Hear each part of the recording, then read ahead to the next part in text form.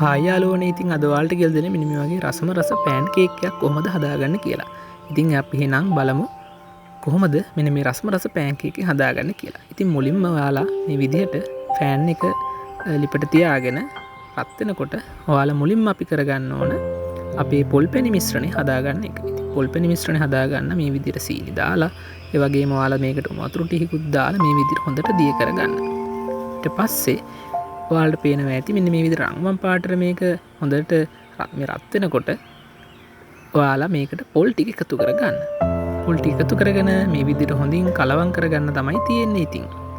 ඊට පස්සේ මේ විදිහට හොඳට කලවම් කරගත්තට පස්සේ මේක ඔයාලට පුළුවන් මේ විදිහට රස කරගන්න තවත් මේකට හෙනසල් කුඩු ටිකකුත් එකතු කරගන්න. ඉතින් මම හෙනසල් ටික එකතු කරගත්ත ඊට පස්සේ මේ ගොඩාක් රසවත් නිසා ඊට පස්සේ ඔයාලට තියෙන මේකට අවශ්‍ය කරන බටර් මිශ්‍රණය හදාගන්න. නැත්නම් පිටි මිශ්‍රණය හදාගන්න. ඉතින් මේ විදිහට අවශ්‍ය කරන ප්‍රමාණයට පිටි දාගන්නවා. ඒ වගේම බිත්තරයක්, ලුණු, ඒ වගේම කහ මේ විදිහට එකතු කරගෙන මේකත් හොඳට කලවම් කරගන්න ඕනේ. ඉතින් මම මේක කලවම් කරගන්න එකතු කරගත්තේ පොල් කිරි. ඉතින් ඔකුවට හදාගත්තු හොඳ පොල් කිරි ටික එකතු කරගත්තම ඔයාලට මේ පෑන් කේක් එක ගොඩාක් රසවත් කරගන්න පුළුවන්. ඒ නිසා මම මේක පොල් කිරි ටික දාලා මේක හොඳට දිය කරගත්තා. ඉතින් මේ බටර් එක ටිකක් ඝනට තියෙන්න ඕන නැත්නම් උකුවට තියෙන්න ඕන.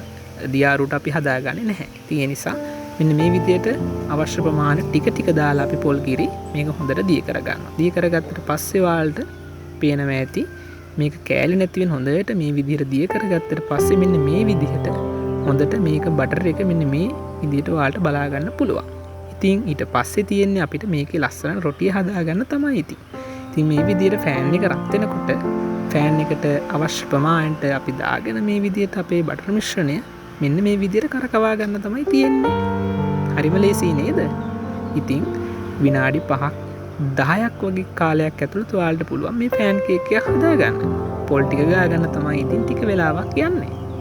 ඉතින් මේ විදිහට හොඳට තැම්බෙනකොට අපි මේක අනිත් පැත්තත් හරවලා ඒ පැත්තත් පොඩ්ඩක් හොඳට තඹ ගන්නවා. ඊට පස්සේ යාළුවනේ ඔයාලට තියෙන්නේ මේක ඉතින් බා ගන්න තමයි.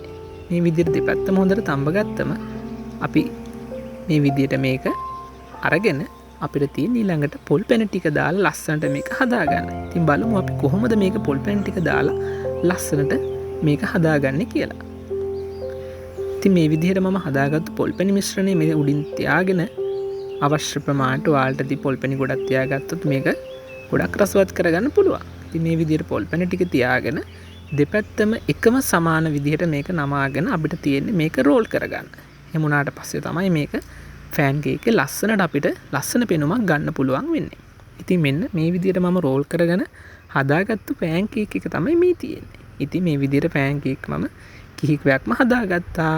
ඒ ටික තමයි ඔන්න මේ තියෙන්නේ. ඉතින් ඉතාම රසවත් පෑන් කේක් එකක් ඔයාලටත් මේ විදිහට හදාගන්න පුළුවන්. මම මේ කියපු ක්‍රමය අනුගමනය කළ ඉතාමත්ම කෙටි වෙලාවකින්. ඉතින් එහෙනම් අපි මේ වගේ ලස්සන වීඩියෝ එකකින් නැවතත් හම්බ වෙනකන් ඔයාලට සුබ දවසක් කියලා ප්‍රාර්ථනා කරනවා.